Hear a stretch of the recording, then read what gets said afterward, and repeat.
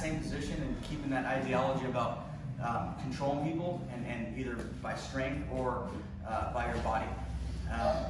There's a couple things that you can do on top without really having to do much.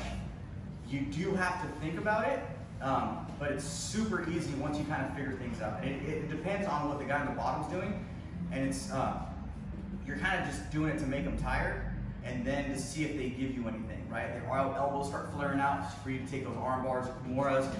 They start overextending, and now you have arm triangles, right? They turn too much to the side, and now you're taking their back.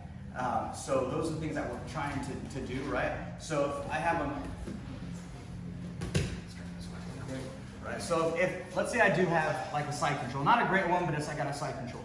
So most guys on the bottom, if they're really, really good or semi-good, once you have somebody flattened out and they can't really do much, they're gonna automatically try to get this underhook, right? And then there's a difference between an underhook and overhook, right? If his underhook is around my waist and I'm here, I have an overhook. He does not have an underhook, right? If he brings that up over and I'm moving, like now he's got that underhook, right? And he grabs my shoulder or whatever, because now I can't get this back. This is the underhook, right? Even if he grabs my lat, but so just realize whoever has control has the overhook or the underhook. Just because your arm's under doesn't mean you have an underhook, okay? So as soon as he starts fighting for that underhook, I have to change my angle, right? So the first thing that I do is that I start feeling his arm coming in. As hard as I can, I bring my elbow down to try to stop that. Because if his arms are on my waist, I'm okay. If his arm starts coming up to my lat or my shoulder, and now see how it kind of drives me off the body? So that's the first thing I do. Now from there is I just switch the angle. And I can switch the angle a lot of different ways. I can just switch my feet out, and I put all that weight on that underhook. Does he have underhook? How is he gonna be able to get me like budging like he usually wants to, right? So from here, if he gets this underhook and he starts going to his knees, I'm in trouble. No, you're good, right? So that's where dogfight, all these other positions come from. But as soon as I feel him get this underhook, I can pinch and I'm switching.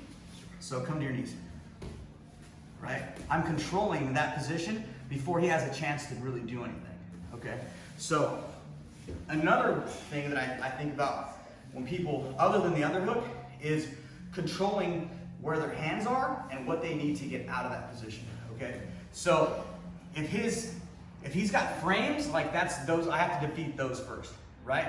But if I can get past these arms, right, and he wants to turn into me, if I'm here, that's pretty easy for him to turn into me, right?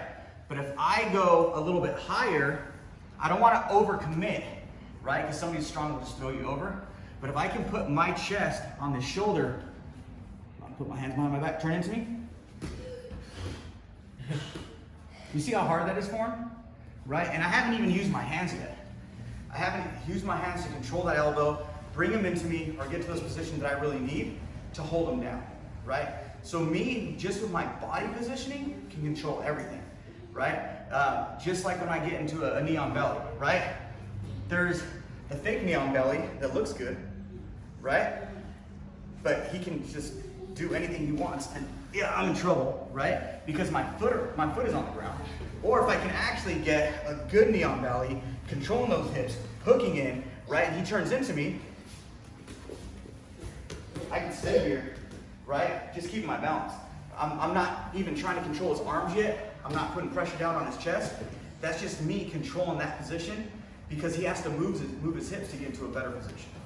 Okay? So when we're rolling people, think about the position that you have and how to control it better and where his hands need to be. Right? And this is all just part of the big picture that we went under earlier, right? I keep my shoulder in a position so he can't turn into me. He goes for that underhook, then I lean down so he can't get that position, right? There's no other way for me to hold him down, that's why I'll go to a north-south. He turns away from me, I control that elbow, right?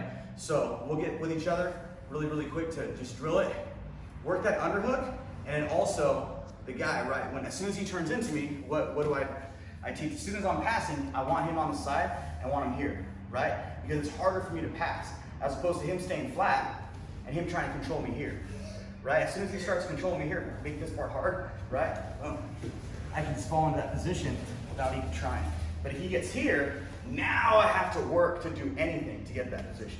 But prior to, if I can work that position here, and I'm just putting that pressure on that shoulder, when he tries to turn into me,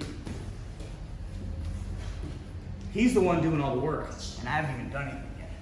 Okay? So think about the points on the body that you need to control, and it'll make your rolling a lot easier for you to start controlling them, making them tired, and now we can start attacking arm bars, arm triangles, you know, even just going to the mount, turning on that way. Okay, so let's work those real quick.